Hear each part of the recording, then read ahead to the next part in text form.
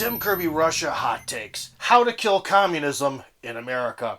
Never great. America was never great. How do we get out of this mess? Revolution, nothing less. Hey. 1, 2, 3, 4.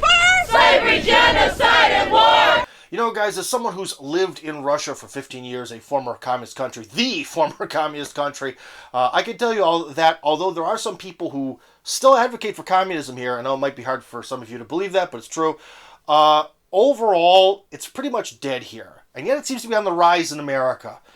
This is kind of weird. Let's talk about, from an intellectual argument standpoint, how America could defend itself from Communism 2.0 from a Russian standpoint, or Communism 1.0 from an American standpoint. Well, the one thing that America did very well during the Cold War to fight communism, that's probably the best thing that they could do, was they gave the average person, your plumber, your office clerk, your, high school teacher, the ability to buy a pretty sweet house and a pretty sweet car. Yeah, a lot of it was bought with mortgages, even back in the 60s and 70s, but they were pretty fair, and people paid them off in like 10 or 15 years. That was it. And then you have your palace, you have your car, which you do have to replace from time to time. That's a pretty comfortable, nice lifestyle. And when you looked over the other side of the Berlin Wall, it's like, oh boy, micro apartments that you don't really seem to own, and the government basically issues them out. Can you even customize them? Ugh. Basically, America offered a pretty sweet lifestyle. But the problem is, guys, that lifestyle is kind of fading away. And we wonder, we think these sort of California barista types. And, well, first off, let's just remove, intellectuals from this. Because even from the beginning, Marx certainly wasn't a working class person himself. And if we take intellectuals who have this sort of feeling of sympathy for poor people, and they want to help them by bringing in some sort of crushing regulations that force them into a better lifestyle, that's sort of a debate or a discussion for another day. But from the standpoint of the average person, if you're in America now, and you're young, you're, say, a millennial, well, if you're going to be, a barista or do something simple with your life, you're just not going to be able to afford to really buy a home. And then when you do, you're going to have to pay local taxes. And those local taxes keep going up and up and up. I know people who are paying $6,000 in just their property taxes. So really, home ownership is becoming, due to the prices, due to the system, due to the taxation, is becoming, ironically, despite the fact there's a whole heck of a lot of real estate in America, it is becoming non-viable. So, okay, so you're this barista type, a little bit liberal, and you kind of see that no matter what you do, although you probably could save more money, you could work harder, you definitely could do this, that, or the other, but you don't see those options because that's not the way you see the world.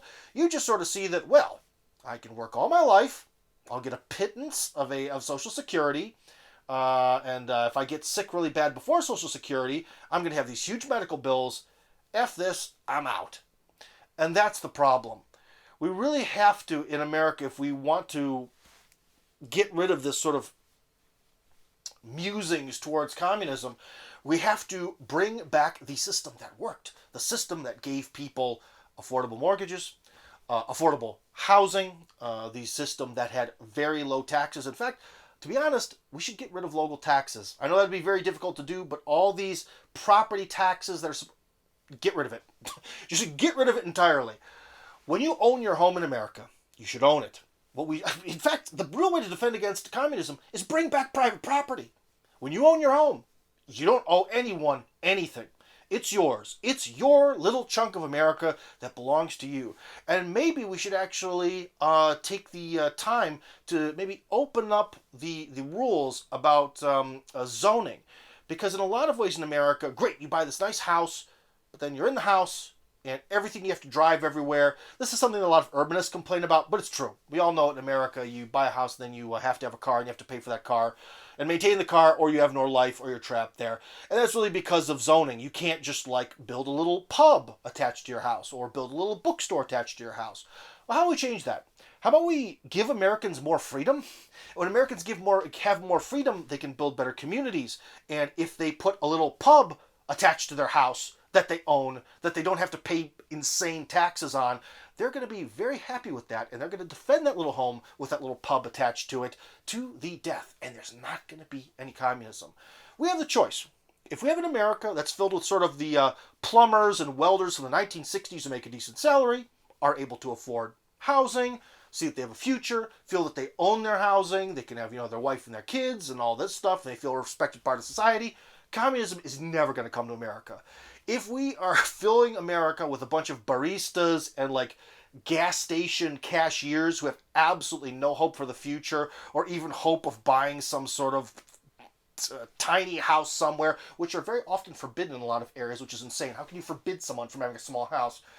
But anyways, if we fill America with that type of person, they're going to want communism, because communism is going to give them the free apartment. It's going to give them the free place to live.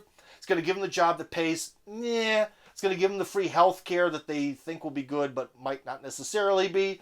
So yeah, guys, if you want to get rid of communism in America, let's bring back the America that defeated communism.